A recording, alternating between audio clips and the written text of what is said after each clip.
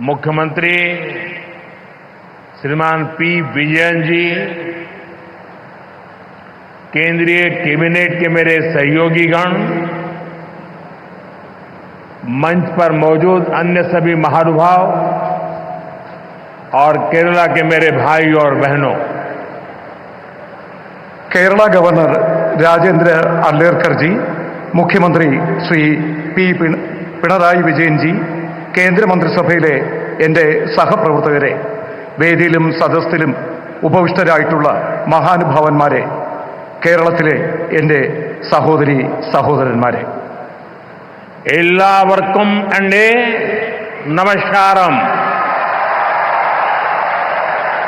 Oracle कुड्डे Shri अनंत पद्मनाभ पांडे मणिलेक वरान साध तीर्थ दिल एनिक अतियाय സന്തോഷമുണ്ട്.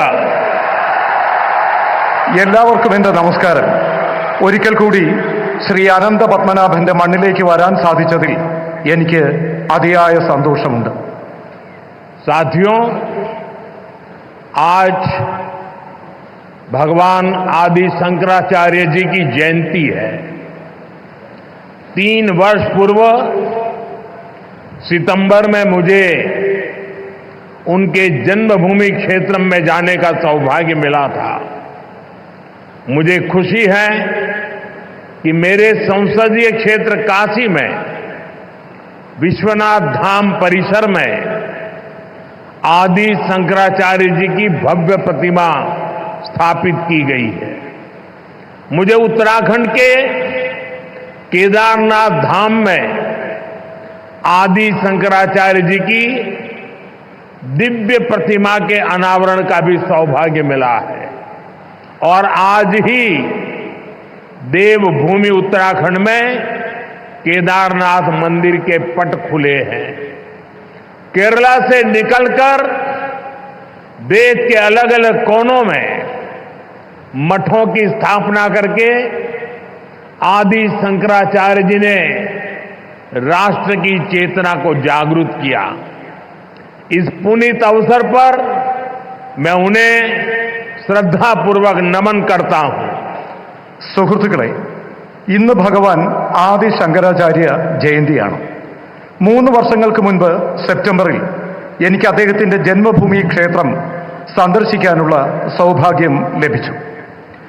എൻ്റെ മണ്ഡലമായ കാശിയിൽ വിശ്വനാഥ് ധാമിൽ അതിൻ്റെ പരിസരത്ത് ആദി ശങ്കരാചാര്യരുടെ ഭവ്യമായ പ്രതിമ സ്ഥാപിച്ചിട്ടുണ്ട്. എനിക്ക് ഉത്തരാഖണ്ഡിലെ കേദാരനാഥ് ധാമിലും ആദി ശങ്കരാചാര്യരുടെ ദിവ്യ പ്രതിമ അനാവരണം ചെയ്യുന്നതിനുള്ള സൗഭാഗ്യം ലഭിച്ചിട്ടുണ്ട്. ഇന്നാണ് ദേവഭൂമിയായ ഉത്തരാഖണ്ഡിൽ കേദാരനാഥ മന്ദിർ തുറക്കുന്നത്. കേരളത്തിൽ നിന്ന് പുറപ്പെട്ട രാജ്യത്തിൻ്റെ വിവിധ മഠങ്ങൾ സ്ഥാപിച്ചുകൊണ്ട് വിവിധ ഭാഗങ്ങളിൽ ആദി ശങ്കരാചാര്യർ രാഷ്ട്ര ചൈതന്യം ഉണർത്താൻ ശ്രമിച്ചു. ഈ പവിത്രമായ അവസരത്തിൽ ഞാൻ അദ്ദേഹത്തിന് മുന്നിൽ ശിരസ് നമിക്കുന്നു. साथियों, यहां एक और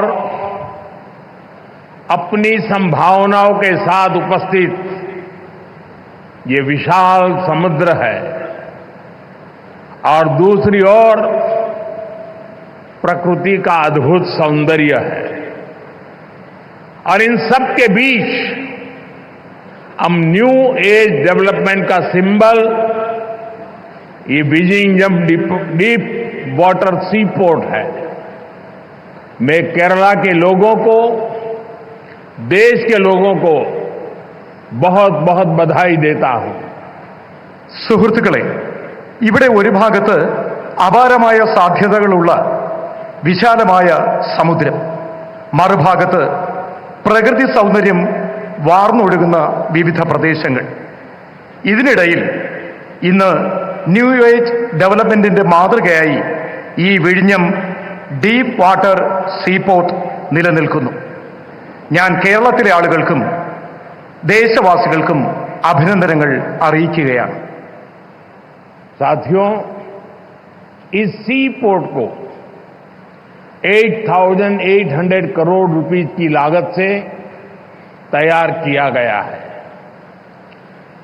अभी इस ट्रांसशिपमेंट हब की जो क्षमता है वो भी आने वाले समय में बढ़कर के 3 गुनी हो जाएगी। यहां दुनिया के बड़े मालवाहक जहाज आसानी से आ सकेंगे। अभी तक भारत का 75% ट्रांसशिपमेंट भारत के बाहर के पोर्ट पर होता था। इससे देश को बहुत बड़ा रेवेन्यू लॉस होता आया है। ये परिस्थिति अब बदलने जा रही है। अब देश का पैसा देश के काम आएगा। जो पैसा बाहर जाता था वो केरला और विजिंगम के लोगों के लिए नई इकोनॉमिक अपॉर्चुनिटी लेकर आएगा। സുഹൃത്തുക്കളെ 8,800 കോടി രൂപ മുതൽ മുടക്കിയാണ് ഈ പോർട്ട് ഇവിടെ സ്ഥാപിച്ചത്. ഇപ്പോൾ ട്രാൻസ്ഷിപ്മെന്റ് ഹബ് നിലവിലുള്ള ക്ഷമതയിൽ നിന്നും വരും കാലത്ത് 3 ഇരട്ടിയായി വർദ്ധിപ്പിക്കും. അതിലൂടെ ലോകത്തുള്ള വലിയ വലിയ ചരക്ക് കപ്പലുകൾക്ക് വളരെ വേഗത്തിൽ ഇവിടെ എത്തിച്ചേരാനാകും. ഇതുവരെ 75%-ലധികം ട്രാൻസ്ഷിപ്മെന്റ് ഭാരതത്തിന് പുറത്തുള്ള പോർട്ടുകളിലാണ് നിലനിന്നിരുന്നത്. ഇതിലൂടെ രാജ്യത്തിന് വളരെയധികം സാമ്പത്തിക നഷ്ടം ഉണ്ടാകുമായിരുന്നു. ഈ കാരണത്തിന് ഈ പരിസ്ഥിതിക്ക് ഇനി മാറ്റം കൊണ്ടുവരും. ഇനി രാജ്യത്തിന്റെ പൈസ നമുക്ക് തന്നെ പ്രയോജനപ്പെടും. പുറത്തേക്ക് ഒഴുകിയിരുന്ന പണം അത് കേരളത്തിനും വിഴിഞ്ഞം പോർട്ടിനും അതിലൂടെ ജനങ്ങൾക്കും പുതിയ സാമ്പത്തിക സുസ്ഥിരത കെട്ടിപ്പടുക്കുന്നതിന് പ്രയോജനപ്പെടും. साथियों, गुलामी से पहले हमारे भारत ने हजारों वर्ष की समृद्धि देखी है। एक समय में ग्लोबल जीडीपी में मेजर शेयर भारत का हुआ करता था। उस दौर में हमें जो चीज दूसरे देशों से अलग बनाती थी वो थी हमारी मैरीटाइम कैपेसिटी, हमारी पोर्ट सिटीज की इकोनॉमिक एक्टिविटी। केरला का इसमें बड़ा योगदान था. സുഹൃത്തുക്കളെ, ഭാരതം സ്വാതന്ത്ര്യം നേടുന്നതിന് മുൻപ് ആയിരക്കണക്കിന് വർഷം നമ്മുടെ ഭാരതം സമൃദ്ധ ഭാരതമായിരുന്നു. ഒരു കാലത്ത് ഗ്ലോബൽ GDPയുടെ മുഖ്യ പങ്കും ഭാരതമാണ് സംഭാവന ചെയ്തിരുന്നത്. ഇതിനിടയിൽ മറ്റ് രാജ്യങ്ങൾ ഇതിൽ നിന്നും വ്യത്യസ്തമായി. ഇന്ന് നമ്മുടെ മാരിടൈം കപ്പാസിറ്റി, നമ്മുടെ പോർട്ട് സീരീസ്, നമ്മുടെ ഇക്കണോമിക് ആക്ടിവിറ്റി, ഇതിലെല്ലാം കേരളത്തിന്റെ പങ്ക് മഹത്തരമാണ്.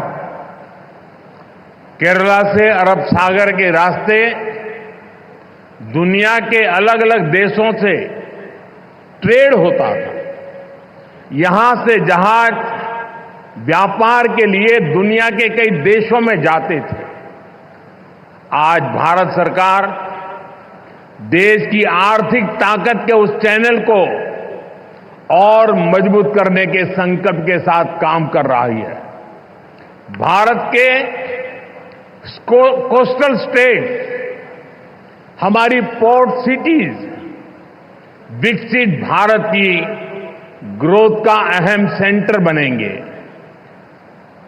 മുൻകാലങ്ങളിൽ കേരളത്തിലുള്ളവർ അറബിക്കടലിലൂടെ ലോകത്താകമാനം ട്രേഡിനായി പോയിരുന്നു.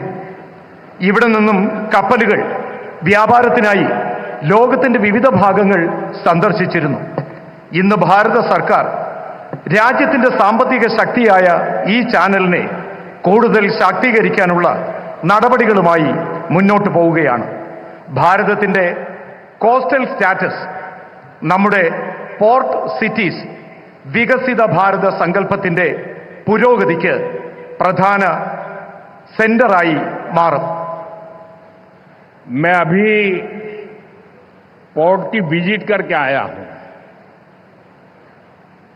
और गुजरात के लोगों को जब पता चलेगा कि इतना बढ़िया पोर्ट ये अदानी ने यहां केरल में बनाया है, ये गुजरात में 30 साल से पोर्ट पे काम कर रहे हैं, लेकिन अभी तक वहां उन्होंने ऐसा पोर्ट नहीं बनाया, तब उनको गुजरात के लोगों से गुस्सा सहन करने के लिए तैयार रहना पड़ेगा.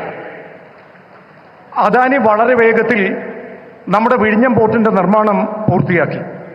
30 വർഷമായി ഗുജറാത്തിൽ അദാനിയുടെ പോർട്ട് പ്രവർത്തിക്കുകയാണ്. എന്നാൽ ഇത്രയും വലിയ പോർട്ട് അദ്ദേഹം നിർമ്മിച്ചു നൽകിയത് കേരളത്തിലെ വിഴിഞ്ഞത്താണ്. ഇക്കാര്യത്തിൽ ഗുജറാത്തിലെ ജനങ്ങളുടെ പരാതി അദ്ദേഹം കേൾക്കേണ്ടി വരും. हमारे मुख्यमंत्री जी से भी मैं कहना चाहूंगा, आप तो इंडिया अलायंस के बहुत बड़े मजबूत पिलर है, यहां शशि थरूर भी बैठे हैं, और आज का ये इवेंट कई लोगों की नींद हराम कर देगा. നമ്മുടെ എയർലൈൻസുമായിട്ടുള്ള ബന്ധപ്പെട്ട പ്രശ്നങ്ങൾ, അതുമായി ബന്ധപ്പെട്ട കാര്യങ്ങളിലും ആവശ്യമായ ശ്രദ്ധ നൽകണം. He could not.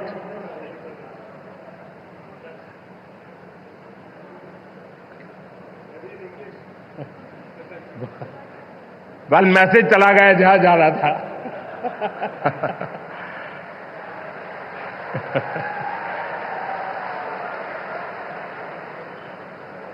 साथियों, पोर्ट इकोनॉमी की पूरे पोटेंशियल का इस्तेमाल तब होता है जब इंफ्रास्ट्रक्चर और ईज ऑफ डूइंग बिजनेस दोनों को बढ़ावा मिले. पिछले 10 वर्षों में यही भारत सरकार की पोर्ट और वाटरवेज पॉलिसी का ब्लूप्रिंट रहा है. हमने इंडस्ट्रियल एक्टिविटीज और राज्य के होलिस्टिक विकास के लिए तेजी से काम आगे बढ़ाया है. സുഹൃത്തുക്കളെ, പോർട്ട് ഇക്കോണമിയുടെ മുഴുവൻ പൊട്ടൻഷ്യലും ഇപ്പോൾ പ്രയോജനപ്പെടുത്തുകയാണ്. ഇതിനുള്ള ഇൻഫ്രാസ്ട്രക്ചറും ഈസ് ഓഫ് ഡൂയിങ് ബിസിനസ്സും രണ്ടും പുരോഗമനത്തിലേക്ക് സഞ്ചരിക്കുകയാണ്. കഴിഞ്ഞ 10 വർഷത്തിനുള്ളിൽ ഭാരത സർക്കാർ പോർട്ട് വാട്ടർവേജ് പോളിസി അതിന്റെ ബ്ലൂ പ്രിന്റ് തയ്യാറാക്കിയിട്ടുണ്ട്. നാം ഇൻഡസ്ട്രിയൽ ആക്ടിവിറ്റികൾ, സംസ്ഥാനങ്ങളുടെ ഹോളിസ്റ്റിക് വികസനം എന്നിവയുടെ പ്രവർത്തനങ്ങൾ വേഗത്തിൽ മുന്നോട്ട് കൊണ്ടുപോവുകയാണ്. भारत सरकार ने राज्य सरकार के सहयोग से सागरमाला परियोजना के तहत पोर्ट इंफ्रास्ट्रक्चर को अपग्रेड किया है, पोर्ट कनेक्टिविटी को भी बढ़ाया है. पीएम गति शक्ति के तहत वाटरवेज, रेलवेज, हाईवेज और एयरवेज की इंटर कनेक्टिविटी को तेज गति से बेहतर बनाया जा रहा है. ईज ऑफ डूइंग बिजनेस के लिए जो रिफॉर्म्स किए गए हैं, उससे पोर्ट्स और अन्य इंफ्रास्ट्रक्चर सेक्टर में भी इन्वेस्टमेंट बढ़ा है. ഭാരത സർക്കാർ സംസ്ഥാന സർക്കാരുകളുടെ സഹകരണത്തോടുകൂടി സാഗർമാല പരിയോജന അതിന് കീഴിൽ പോർട്ട് ഇൻഫ്രാസ്ട്രക്ചർ അപ്ഗ്രേഡ് ചെയ്യുകയാണ്. പോർട്ട് കണക്ടിവിറ്റിയും വർദ്ധിപ്പിക്കുകയാണ്. PM ഗതിശക്തി പദ്ധതിയുടെ ഭാഗമായി വാട്ടർവേസ്, റെയിൽവേസ്, ഹൈവേസ്, എയർവേസ് ഇവ തമ്മിലുള്ള ഇന്റർ കണക്ടിവിറ്റി അതിവേഗം മുന്നോട്ട് കൊണ്ടുപോവുകയാണ്. ഈസ് ഓഫ് ഡൂയിങ് ബിസിനസ്സിനായി നടത്തുന്ന റിഫോമുകൾ ഇതിലൂടെ പോർട്ടുകളും മറ്റ് ഇൻഫ്രാസ്ട്രക്ചർ സെക്ടറും അവിടെയുള്ള ഇൻവെസ്റ്റ്മെന്റ് വർദ്ധിപ്പിക്കുകയാണ്. इंडियन सीफेरर्स, उनसे जुड़े नियमों में भी भारत सरकार ने रिफॉर्म्स किए हैं और इसके परिणाम भी देश देख रहा है. 2014 में इंडियन सीफेरर्स की संख्या 1.25 लाख से भी कम थी. अब इनकी संख्या 3.25 लाख से भी ज्यादा हो गई है। आज भारत सी फेयरर्स की संख्या के मामले में दुनिया के टॉप 3 देशों की लिस्ट में शामिल हो गया है। ഇന്ത്യൻ കടൽ യാത്രക്കാരുമായി ബന്ധപ്പെട്ട നിയമങ്ങളിലും ഭാരത സർക്കാർ മാറ്റം കൊണ്ടുവരികയാണ്. ഇതിന്റെ മാറ്റം രാജ്യത്ത് കാണാനാകുന്നു. 2014 ഇന്ത്യൻ സീഫെയേഴ്സിന്റെ എണ്ണം 1.25 ലക്ഷത്തിൽ കുറവായിരുന്നു. എന്നാൽ ഇപ്പോൾ ആ എണ്ണം 3.25 ലക്ഷത്തിലധികം വർദ്ധിച്ചിട്ടിരിക്കുകയാണ്. ഇന്ന് ഭാരതം കടൽ യാത്രക്കാരുടെ സംഖ്യയുടെ കണക്കിൽ ലോകത്ത് ആദ്യത്തെ 3 രാജ്യങ്ങളുടെ ലിസ്റ്റിൽ ഉൾപ്പെടുന്നു. फ्रेंड्स, शिपिंग इंडस्ट्री से जुड़े लोग जानते हैं कि 10 साल पहले हमारे शिप्स को पोर्ट्स पर कितना लंबा इंतजार करना पड़ता था। उन्हें अनलोड करने में लंबा समय लग जाता था। इससे बिजनेस, इंडस्ट्री और इकोनॉमी सबकी पर स्पीड प्रभावित होती थी। लेकिन हालात अब बदल चुके हैं। पिछले 10 वर्षों में हमारे प्रमुख बंदरगाहों पर शिप टर्न अराउंड टाइम में 30% तक की कमी आई है। हमारे पोर्ट्स की एफिशिएंसी में भी बढ़ोतरी हुई है, जिसके कारण हम कम से कम ज्यादा कार्गो हैंडल कर रहे हैं. ഷിപ്പിംഗ് ഇൻഡസ്ട്രിയുമായി ബന്ധപ്പെട്ട ആളുകൾക്കറിയാം, 10 വർഷങ്ങൾക്ക് മുൻപ് നമ്മുടെ കപ്പലുകൾക്ക് പോർട്ടിൽ ധാരാളം സമയം ചെലവഴിക്കേണ്ടി വന്നിരുന്നു. സാധനങ്ങൾ അൺലോഡ് ചെയ്യുന്നതിന് ദീർഘകാലം വേണ്ടി വന്നിരുന്നു. ഇതിലൂടെ ബിസിനസ്, ഇൻഡസ്ട്രി, ഇക്കോണമി ഇതിന്റെ എല്ലാം വേഗതയ്ക്ക് സ്വാധീനം ചെലുത്തി. എന്നാൽ ഇന്ന് കാലം മാറുകയാണ്. കഴിഞ്ഞ 10 വർഷത്തിനുള്ളിൽ നമ്മുടെ പ്രമുഖ തുറമുഖങ്ങളിൽ ഷിപ്പ് ടേൺ അറൌണ്ട് ടൈമിൽ 30% കുറവ് വന്നു. ഇതിലൂടെ പോർട്ടുകളുടെ എഫിഷ്യൻസി വർദ്ധിച്ചു. ഇത് കാരണം കുറഞ്ഞ സമയത്തിനുള്ളിൽ കൂടുതൽ കാർഗോ ഹാൻഡിൽ ചെയ്യാൻ നമുക്ക് കഴിയുന്നു. साथियों, भारत की सफलता के पीछे पिछले 1 दशक की मेहनत और विजन है. पिछले 10 वर्षों में हमने अपने पोर्ट्स की क्षमता को 2 गुना किया है. हमारे नेशनल वाटरवेज का भी 8 गुना विस्तार हुआ है. आज ग्लोबल टॉप 30 पोर्ट्स में हमारे 2 भारतीय पोर्ट्स हैं. लॉजिस्टिक परफॉर्मेंस इंडेक्स में भी हमारी रैंकिंग बेहतर हुई है. ग्लोबल शिप बिल्डिंग में हम टॉप 20 देशों में शामिल हो चुके हैं. സുഹൃത്തുക്കളെ, ഭാരതത്തിന്റെ ഈ വിജയം കഴിഞ്ഞ ദശകങ്ങളിലെ നമ്മുടെ പരിശ്രമത്തിന്റെയും കാഴ്ചപ്പാടിന്റെയും ഫലമാണ്. കഴിഞ്ഞ 10 വർഷത്തിനുള്ളിൽ നമ്മുടെ പോർട്ടുകളുടെ ക്ഷമത 2 ഇരട്ടി വർദ്ധിച്ചു. നമ്മുടെ നാഷണൽ വാട്ടർവേസിന്റെ വേഗത 8 ഇരട്ടി വർദ്ധിച്ചു.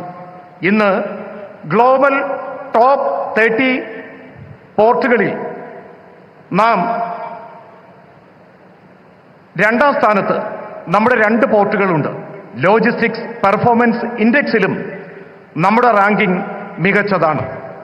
ഗ്ലോബൽ ഷിപ്പ് ബിൽഡിംഗിൽ നാം ആദ്യത്തെ 20 രാജ്യങ്ങളിൽ ഉൾപ്പെട്ടിട്ടുണ്ട്. अपने बेसिक इंफ्रास्ट्रक्चर को ठीक करने के बाद हम अब ग्लोबल ट्रेड में भारत की स्ट्रेटेजिक पोजीशन पर फोकस कर रहे हैं. इस दिशा में हमने मैरीटाइम अमृतकाल विजन लॉन्च किया है. विकसित भारत के लक्ष्य तक पहुंचने के लिए हमारी मैरीटाइम स्ट्रेटेजी का वो क्या होगी, हमने उसका रोड मैप बनाया है. നമ്മുടെ റോഡ് ബേസിക് ഇൻഫ്രാസ്ട്രക്ചർ ശരിയാക്കിയതിനു ശേഷം നാം ഇപ്പോൾ ഗ്ലോബൽ ട്രേഡിൽ ഭാരതത്തിന്റെ സ്ട്രാറ്റജിക് പൊസിഷൻ ഫോക്കസ് ചെയ്യുകയാണ്. ഈ ദിശയിൽ നാം മാരിടൈം അമൃത്കാൽ വിഷൻ ലോഞ്ച് ചെയ്തിട്ടുണ്ട്. വികസിത ഭാരതം എന്ന ലക്ഷ്യത്തിലേക്കുള്ള നമ്മുടെ യാത്രയിൽ, അവിടെ എത്തിച്ചേരുന്നതിനുള്ള നമ്മുടെ യാത്രയിൽ മാരിടൈം സ്ട്രാറ്റജി എന്താകും, ഇതിനായി നാം റോഡ് മാപ്പും തയ്യാറാക്കിയിട്ടുണ്ട്. आपको याद होगा G20 समिट में हमने कई बड़े देशों के साथ मिलकर India middle east Europe corridor पर सहमति बनाई है. इस रूट पर केरला बहुत महत्वपूर्ण पोजीशन पर है. केरला को इसका बहुत लाभ होने वाला है.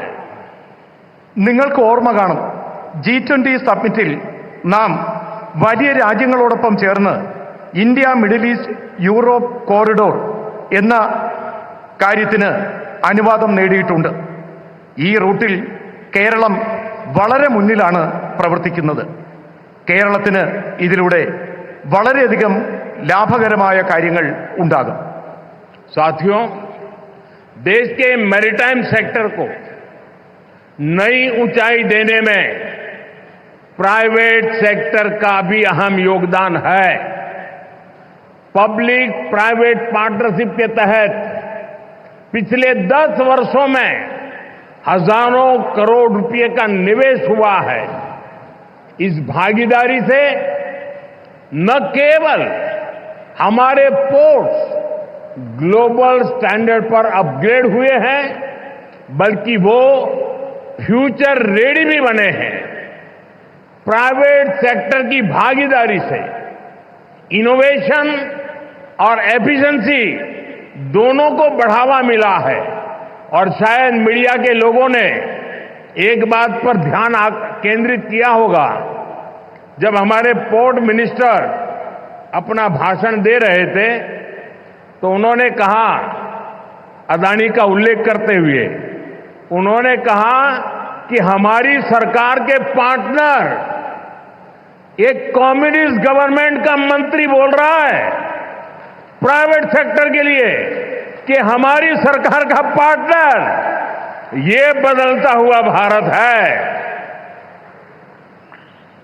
സുഹൃത്തുക്കളെ, രാജ്യത്തിന്റെ മാരിടൈം സെക്ടറിൽ ഉന്നതങ്ങൾ കീഴടക്കുന്നതിന് നാം പ്രൈവറ്റ് സെക്ടറിനും ആവശ്യമായ പരിഗണന നൽകണം. പബ്ലിക് പ്രൈവറ്റ് പാർട്ട്ണർഷിപ്പിലൂടെ കഴിഞ്ഞ 10 വർഷത്തിനുള്ളിൽ രാജ്യത്ത് കോടിക്കണക്കിന് രൂപയുടെ നിക്ഷേപം നടത്തിയിട്ടുണ്ട്. ഈ പങ്കാളിത്തം കേവലം നമ്മുടെ പോർട്സ് ഗ്ലോബൽ സ്റ്റാൻഡേർഡിൽ അത് അപ്ഗ്രേഡ് ചെയ്യുന്നതിന് മാത്രമല്ല, ഫ്യൂച്ചർ റെഡിയായി ഇത് നിലനിർത്തുന്നതിനും പ്രയോജനപ്പെടുത്തണം. പ്രൈവറ്റ് സെക്ടറിന്റെ പങ്കാളിത്തം, ഇന്നവേഷൻ, എഫിഷ്യൻസി ഇത് രണ്ടും വർദ്ധിപ്പിക്കുകയാണ്. നമ്മുടെ പ്രിയപ്പെട്ട പോർട്ട് മിനിസ്റ്റർ അദ്ദേഹം സ്വാഗതം പറഞ്ഞപ്പോൾ ശ്രീ അദാനിയെ ചൂണ്ടിക്കാണിച്ചുകൊണ്ട് പ്രൈവറ്റ് മേഖലയ്ക്ക് പ്രാധാന്യം നൽകണം എന്ന് പറഞ്ഞു. ഒരു കമ്മ്യൂണിസ്റ്റ് സർക്കാരിലെ മന്ത്രിയും ഇക്കാര്യത്തിന് പ്രാധാന്യം നൽകുന്നു എന്നുള്ളത് വളരെ സന്തോഷകരമായ കാര്യമാണ്. साथियों, हम कोच्चि में ship building and repair cluster स्थापित करने की दिशा में भी आगे बढ़ रहे हैं. इस क्लस्टर के तैयार होने के उसके कारण यहां रोजगार के अनेक नए अवसर तैयार होंगे. केरला के लोकल टैलेंट को, केरला के युवाओं को आगे बढ़ने का मौका मिलेगा. സുഹൃത്തുക്കളെ, നാം കൊച്ചിയിൽ ഷിപ്പ് ബിൽഡിംഗ് റിപ്പയർ ക്ലസ്റ്റർ സ്ഥാപിച്ചു കഴിഞ്ഞു. ഈ മാർഗത്തിൽ നാം മുന്നേറുകയാണ്. ഈ ക്ലസ്റ്റർ തയ്യാറാകുന്നതിലൂടെ അവിടെ ധാരാളം പുതിയ തൊഴിലവസരങ്ങൾ സൃഷ്ടിക്കപ്പെടും. കേരളത്തിന്റെ പ്രാദേശികമായ വിഭവങ്ങൾ, കേരളത്തിലെ യുവാക്കൾ, ഇതെല്ലാം അവർക്ക് മുന്നേറുന്നതിനുള്ള അവസരങ്ങൾ നൽകും.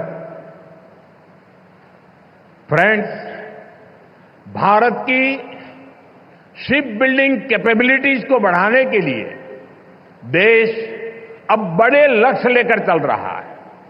इस साल बजट में भारत में बड़े शिप के निर्माण को बढ़ाने के लिए नई पॉलिसी की घोषणा की गई है. इससे हमारे मैन्युफैक्चरिंग सेक्टर को भी बढ़ावा मिलेगा. इसका सीधा लाभ हमारे एमएसएमई को होगा और इससे बड़ी संख्या में एम्प्लॉयमेंट के और एंटरप्रेन्योरशिप के अवसर तैयार होंगे. ഫ്രണ്ട്സ്, ഭാരതത്തിലെ ഷിപ്പ് ബിൽഡിംഗ് കാപ്പബിലിറ്റീസ് പുരോഗതി കൈവരിക്കുന്നതിലൂടെ രാജ്യത്ത് ഈ ലക്ഷ്യത്തിലൂടെ പ്രവർത്തനങ്ങൾ നടക്കുകയാണ്. ഇന്ന് നമ്മുടെ രാജ്യത്തിന്റെ ബഡ്ജറ്റിൽ ഭാരതം വലിയ ഷിപ്പ് നിർമ്മാണ പ്രവർത്തനങ്ങൾക്കായി അതിന്റെ പുരോഗതിക്കായി പുതിയ പുതിയ പോളിസികൾ പ്രഖ്യാപിച്ചു. ഇതിലൂടെ നമ്മുടെ മാനുഫാക്ചറിംഗ് സെക്ടർ അതിന് പുരോഗതി കൈവരും. ഇതിന്റെ നേരിട്ടുള്ള പ്രയോജനം MSME സെക്ടറിനും ധാരാളമായി ലഭിക്കും. ധാരാളമായി എംപ്ലോയ്മെന്റും എന്റർപ്രണർഷിപ്പും അതിനുള്ള അവസരങ്ങൾ കിട്ടും.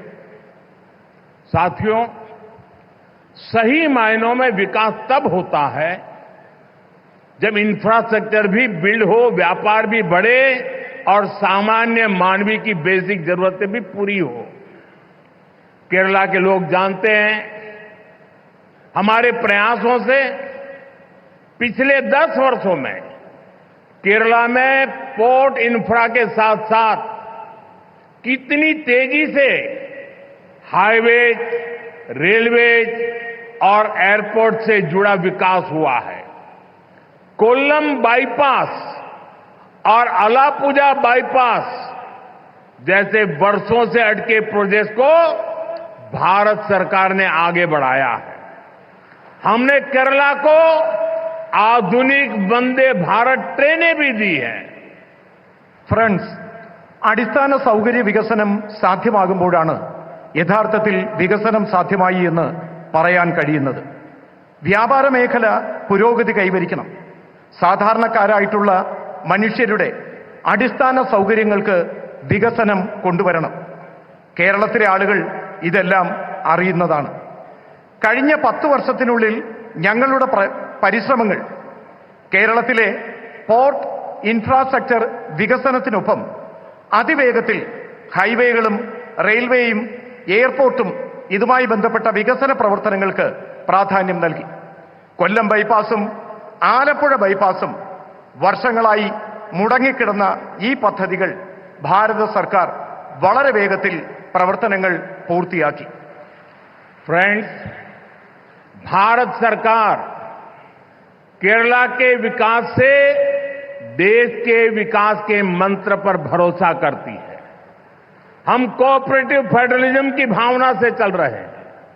बीते 1 दशक में हमने केरला को विकास की सोशल पैरामीटर्स पर भी आगे ले जाने का काम किया है.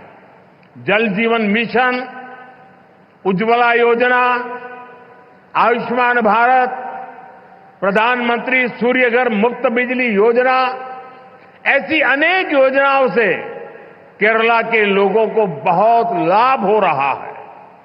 ഫ്രണ്ട്സ്, ഭാരത സർക്കാർ കേരളത്തിന്റെ വികസനത്തിന് രാജ്യത്തിന്റെ വികസനം എന്ന മന്ത്രത്തോടെ മുന്നോട്ട് പ്രവർത്തിക്കുന്നു. നാം കോപ്പറേറ്റീവ് ഫെഡറലിസം എന്ന ഭാവനയിലൂടെയാണ് സഞ്ചരിക്കുന്നത്. കഴിഞ്ഞ 1 ദശകത്തിനുള്ളിൽ കേരളത്തിന്റെ വികസനത്തെ സോഷ്യൽ പാരാമീറ്ററിന്റെ അടിസ്ഥാനത്തിൽ ദർശിച്ചുകൊണ്ട് മുന്നോട്ട് നയിക്കുന്നതിനുള്ള ഒരു പ്രവർത്തനം കേന്ദ്ര സർക്കാർ നടത്തിയിട്ടുണ്ട്. ജൽജീവൻ മിഷൻ, ഉജ്ജ്വല യോജന, ആയുഷ്മാൻ ഭാരത്, പ്രധാനമന്ത്രി സൂര്യഘർ മുഫ്ത് ബിജ്ലി യോജന ഇങ്ങനെയുള്ള പദ്ധതികളിലൂടെ കേരളത്തിലെ ആളുകൾക്ക് കൂടുതൽ പ്രയോജനം കൊണ്ടുവരുന്നതിന് ശ്രമിച്ചു. साथियों, हमारे फिशरमैन का बेनिफिट भी हमारी प्राथमिकता है. ब्लू रिवॉल्यूशन और प्रधानमंत्री मत्स्य संपदा योजना के तहत केरला के लिए सैकड़ों करोड़ रुपए की परियोजनाओं को मंजूरी दी गई है. हमने पोन्नानी और पुथियप्पा जैसे फिशिंग हार्बर का भी मॉडर्नाइजेशन किया है. केरला में हजारों मछुआरे भाई बहनों को किसान क्रेडिट कार्ड भी दिए गए हैं, जिसके कारण उन्हें सैकड़ों करोड़ रुपए की मदद मिली है. സുഹൃത്തുക്കളെ, നമ്മുടെ മത്സ്യത്തൊഴിലാളികളായ സഹോദരങ്ങളുടെ പുരോഗമനവും നാം പ്രഥമ പരിഗണന നൽകുന്നു. ബ്ലൂ റവല്യൂഷൻ, പ്രധാനമന്ത്രി മത്സ്യസമ്പദാ യോജന, ഈ പദ്ധതികളിലൂടെ കേരളത്തിലെ കോടിക്കണക്കിന് രൂപയാണ് ഇവിടെ വിവിധ പദ്ധതികൾക്കായി പ്രയോജനപ്പെടുത്തിയത്. നാം പൊന്നാനിയും പുതിയപ്പ ഫിഷിംഗ് ഹാർബറുകളുടെ മോഡേണൈസേഷൻ നടത്തുന്നതിനുള്ള പദ്ധതികൾ നടത്തുകയാണ്. കേരളത്തിലെ ആയിരക്കണക്കിന് മത്സ്യത്തൊഴിലാളികൾക്ക്, സഹോദരീ സഹോദരന്മാർക്ക് കിസാൻ ക്രെഡിറ്റ് കാർഡ് നൽകി. ഇതിലൂടെ കോടിക്കണക്കിന് രൂപയുടെ പ്രയോജനം ആ മേഖലയിലെ ജനങ്ങൾക്ക് ഉണ്ടായി. साथियों, हमारा केरला सौहार्द और सहिष्णुता की धरती रहा है। यहां सैकड़ों साल पहले देश की पहली और दुनिया की सबसे प्राचीन चर्च में से एक सेंट थॉमस चर्च बनाई गई थी। हम सब जानते हैं, हम सबके लिए कुछ ही दिन पहले दुख की बड़ी घड़ी आई है। कुछ दिन पहले हम सभी ने पोप फ्रांसिस को खो दिया है। भारत की ओर से उनके अंतिम संस्कार में शामिल होने के लिए हमारी राष्ट्रपति द्रौपदी मुर्मू जी वहां गई थी। उसके साथ हमारे केरल के ही साथी हमारे मंत्री श्री जॉर्ज कुरियन वो भी गए थे। मैं भी केरला की धरती से एक बार फिर इस दुख में शामिल सभी लोगों के प्रति अपनी संवेदना प्रकट करता हूं। സുഹൃത്തുക്കളെ, കേരളത്തിലെ ജനങ്ങൾ സൗഹാർദ്ദത്തോടെയും സഹിഷ്ണുതയോടെയും ജീവിക്കുന്ന ആളുകളാണ്. കേരളം അങ്ങനെയുള്ള മണ്ണാണ്. ഇവിടെ നൂറുകണക്കിന് വർഷങ്ങൾക്ക് മുൻപ് രാജ്യത്ത് ആദ്യത്തെ, ലോകത്തിലെ തന്നെ ഏറ്റവും പ്രാചീനമായ സെന്റ് തോമസ് ചർച്ച് നിർമ്മിച്ചു. നമുക്കറിയാം, കുറച്ച് ദിവസങ്ങൾക്ക് മുമ്പാണ് നമുക്ക് വളരെ ദുഃഖകരമായ ഒരു വാർത്ത കേൾക്കേണ്ടി വന്നത്. കുറച്ച് ദിവസങ്ങൾക്ക് മുൻപ് നമുക്ക് ആരാധ്യനായ പോപ്പ് ഫ്രാൻസിസിനെ നഷ്ടപ്പെട്ടു. ഭാരതത്തിൽ നിന്നും അദ്ദേഹത്തിന്റെ അന്തിമ സംസ്കാര ചടങ്ങുകളിൽ പങ്കെടുക്കുന്നതിനായി ആരാധ്യയായ രാഷ്ട്രപതി ദ്രൗപദി മുർമു ഇവിടെ നിന്നും യാത്ര പോയിരുന്നു. ഒപ്പം നമ്മുടെ കേരളത്തിൽ നിന്നുള്ള കേന്ദ്രമന്ത്രി ശ്രീ ജോർജ് കുര്യനും പങ്കെടുത്തു.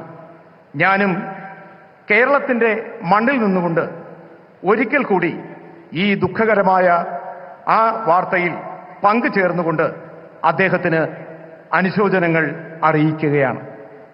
साथियों, पोप फ्रांसिस की सेवा भावना, क्रिश्चियन परंपराओं में सबको स्थान देने के उनके प्रयास, इसके लिए दुनिया हमेशा उन्हें याद रखेगी। मैं इसे अपना सौभाग्य मानता हूं कि मुझे उनके साथ जब भी मिलने का अवसर मिला, अनेक विषयों पर विस्तार से मुझे उनसे बातचीत का अवसर मिला और मैंने देखा हमेशा मुझे उनका विशेष स्नेह मिलता रहता था। मानवता, सेवा और शांति जैसे विषयों पर उनके साथ हुई चर्चा, उनके शब्द हमेशा मुझे प्रेरित करते रहेंगे। സുഹൃത്തുക്കളെ, പോപ്പ് ഫ്രാൻസിസ് സേവന മനോഭാവം കൊണ്ടും ക്രിസ്ത്യൻ പാരമ്പര്യം നിലനിർത്തുന്നതിലും അദ്ദേഹത്തിന്റെ പരിശ്രമങ്ങൾ ലോകത്താകമാനം എന്നും ഓർമ്മിക്കപ്പെടും. എനിക്കും സൗഭാഗ്യം ലഭിച്ചിട്ടുണ്ട്. ഞാൻ അദ്ദേഹത്തോടൊപ്പം പലതവണ അദ്ദേഹത്തെ കാണാനുള്ള അവസരം എനിക്ക് ലഭിച്ചു. ആ അവസരങ്ങളിലെല്ലാം അദ്ദേഹത്തിന്റെ പ്രത്യേക സ്നേഹം എനിക്ക് ലഭിക്കുകയും ചെയ്തു. മനുഷ്യത്വം, സേവന മനോഭാവം, ശാന്തി എന്നീ വിഷയങ്ങൾ അദ്ദേഹവുമായി ചർച്ച ചെയ്തിരുന്നു. അദ്ദേഹത്തിന്റെ വാക്കുകൾ എനിക്ക് എപ്പോഴും പ്രേരണ നൽകിയിട്ടുണ്ട്. साथियों, मैं एक बार फिर आप सभी को आज के इस आयोजन के लिए अपनी शुभकामनाएं देता हूं। केरला ग्लोबल मैरीटाइम ट्रेड का बड़ा सेंटर बने और हजारों नई जॉब्स क्रिएट हो, इस दिशा में भारत सरकार राज्य सरकार के साथ मिलकर काम करती रहेगी। मुझे पूरा विश्वास है कि केरला के लोगों के सामर्थ्य से भारत का मैरीटाइम सेक्टर नई बुलंदियों को छुएगा। സുഹൃത്തുക്കളെ, നിങ്ങൾക്ക് ഓരോരുത്തർക്കും ഇന്ന് ഈ പരിപാടി ഉദ്ഘാടന ചടങ്ങിലേക്ക് എത്തിയതിന് നിങ്ങൾക്ക് ഓരോരുത്തർക്കും ശുഭാശംസകൾ നേരുകയാണ്. കേരളം ഗ്ലോബൽ മാരിടൈം ട്രേഡിന്റെ വലിയ സെന്ററായി മാറണം. ആയിരക്കണക്കിന് തൊഴിലവസരങ്ങൾ സൃഷ്ടിക്കപ്പെടണം. ഈ ദിശയിൽ ഭാരത സർക്കാർ സംസ്ഥാന സർക്കാരിനൊപ്പം ചേർന്ന് പ്രവർത്തിക്കാൻ ആഗ്രഹിക്കുന്നു. എനിക്ക് പൂർണ്ണമായ വിശ്വാസമുണ്ട് കേരളത്തിലെ ജനങ്ങളുടെ കഴിവ് ഭാരതത്തിന്റെ മാരിടൈം സെക്ടറിന്റെ പുതിയ വെല്ലുവിളികൾ ഏറ്റെടുക്കുന്നതിന് വിജയകരമായി മുന്നോട്ട് വരുമെന്ന്.